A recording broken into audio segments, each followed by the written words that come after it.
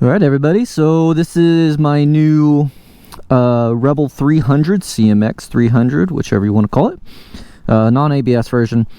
This is the 2019 model. The 2020 model is actually coming with LED fronts, headlight, turn indicators, rear turn indicators, and a tail light, all LED.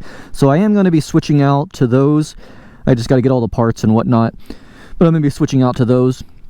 The reason I got a 300 was mostly for this engine.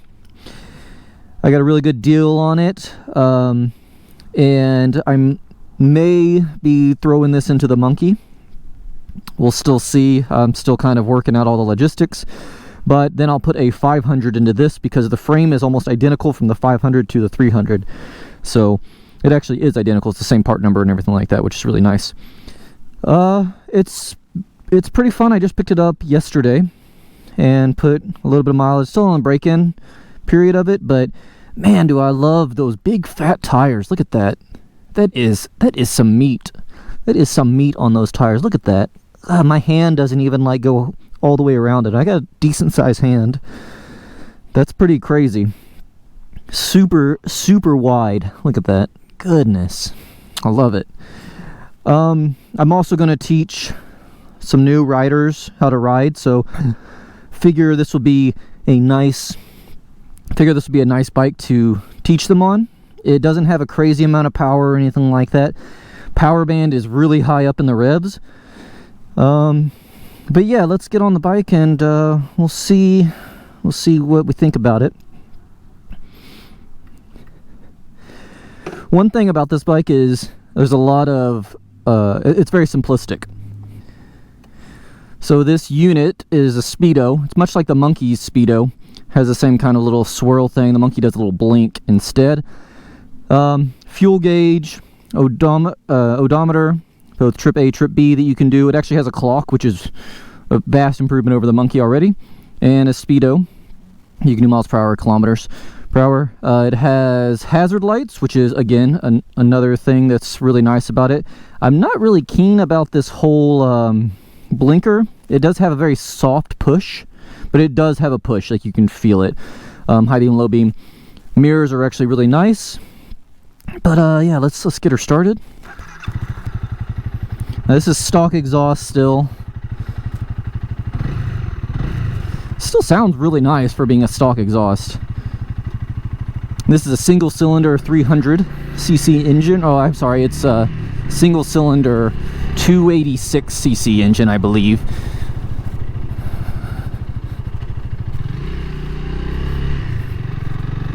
It's got really good lean angles because of how beefy these tires are. So again, it just inspires confidence, you know. It's a really nice bike. It's also 6 gears, which is really nice. You know, you can go all the way through the gears.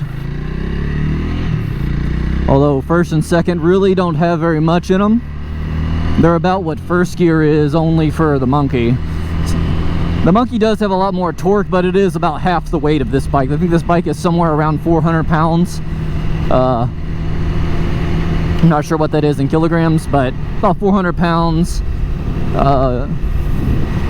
You know, fully fueled up and everything like that. I've done about 39 miles and I've not lost a single bar on my fuel gauge, which leads me to believe that it's something like the Monkey, to where your first like 2 cells of the fuel gauge are really big as far as mileage that you can do, and then it starts dropping faster as you get lower. But we'll see how far we actually go on 1 tank of gas. I'm very interested, being a 300cc engine.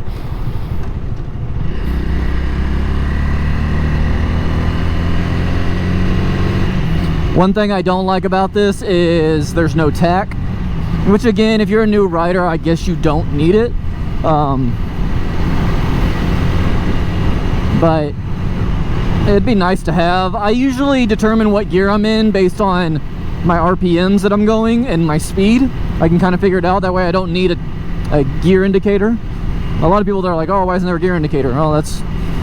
You should have a tack and you should be able to just know those things. Me personally, that's what I do.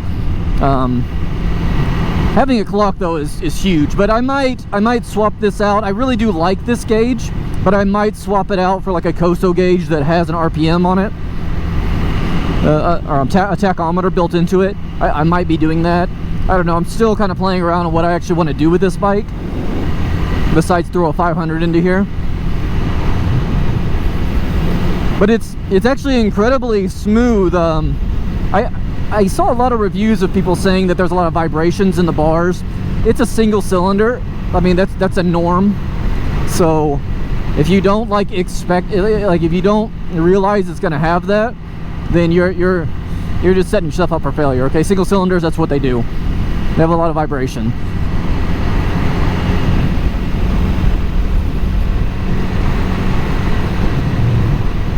Yeah, very, very smooth. Drives pretty straight. It's not too crazy. I love this little logo right here. It's so hidden and so nice. It's a nice little touch. This is also the tan gas tank, which is weird that they didn't go all the way through with the bike with this color. I know that the 500s they do, so maybe that's one of the differences, which is just really strange because, again, the gas tank, the rear fender, everything is the same from the 300 to the 500. It's just the color that they just didn't want to add. It's super weird. I'm kind of confused about it, but it is what it is. Oh, yep, we just lost our first fuel cell. So that's 40 miles. That's not bad. I mean, I think this tank is something like 2.5 gallon tank, somewhere around there. So that's pretty good. It's something like 60 to 80 miles per gallon, so it's not bad.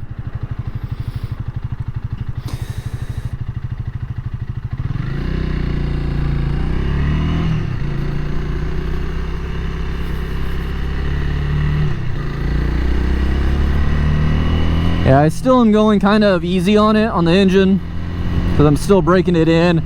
I'm not one of those, I don't believe in coddling an engine, like only doing 40 miles per hour top on like a 300 or a 600 or something like that, what the manual recommends. I feel like that is just crazy to do. And I have ridden bikes the exact same way every single time I've bought, and I usually buy new bikes with no miles on it.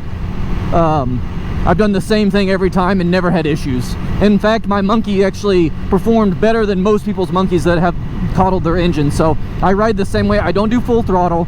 I do average riding. I don't hit the red lines and stuff like that or whatnot, overstress the engine. But I do ride the bike, just how I would normally ride it. I just don't redline it. And don't go full throttle, don't just yank the throttle.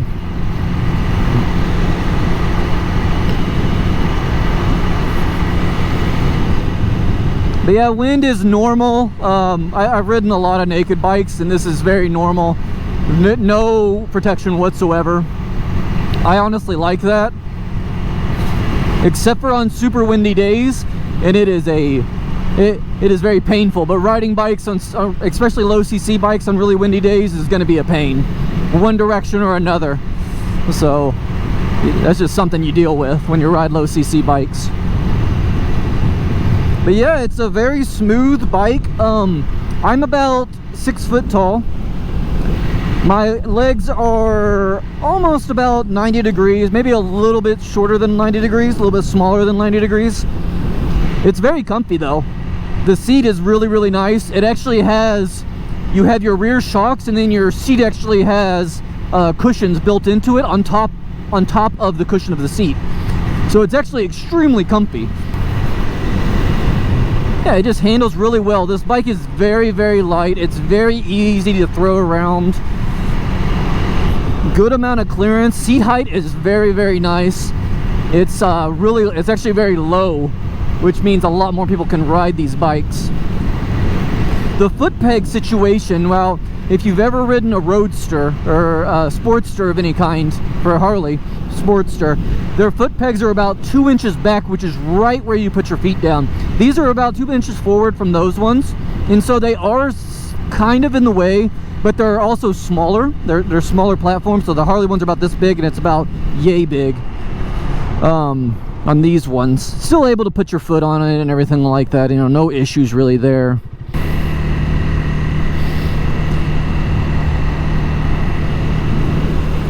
Yeah, but I don't have like that cramped knee feeling or anything like that. Feels really nice. I kind of was looking at some forward foot pegs, but I might just stick with these. They have a lot of cushion on them. It's about probably a ½ inch maybe of cushion.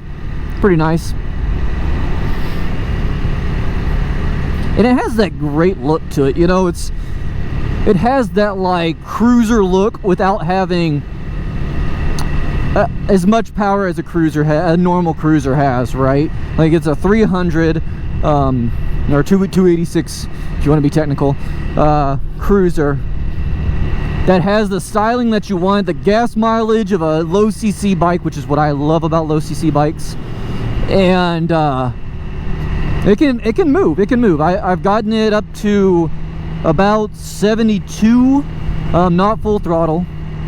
Again, the power band is at the higher end of the rev range, so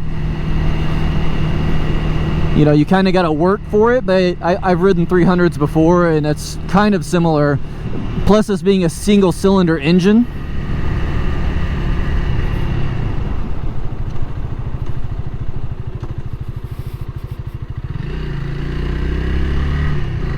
You know, you're gonna deal with that with a single cylinder engine. Yeah, it feels really good around turns. Granted, I'm not like scraping pegs or anything like that. One thing I did notice is this does not have wear pegs. The little screw that's on the bottom of pegs normally that kind of tells you when you're leaned, you know, too far. Little scrape peg things. It doesn't have that, which is kind of interesting. Another odd thing about this bike is to turn it off, keys on this side, so it's a tad bit strange. The like Harley, actually most bikes are on this side. It's strange that it's on that side. So but yeah, it's a really nice bike. I mean, it does what I want it to do. Granted, I've been riding bikes for about 5 years now, outside of dirt, but yeah, it's nice.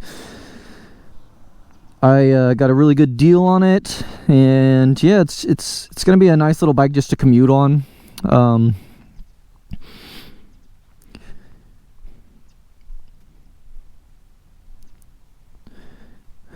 yeah, if you got any questions, please leave them down at the comment section.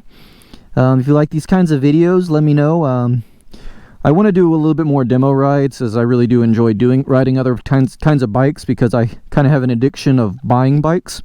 So maybe if I rode demos a little bit more, I wouldn't have that kind of an issue. But yeah, thanks for stopping by. Until next time, I'll see you later.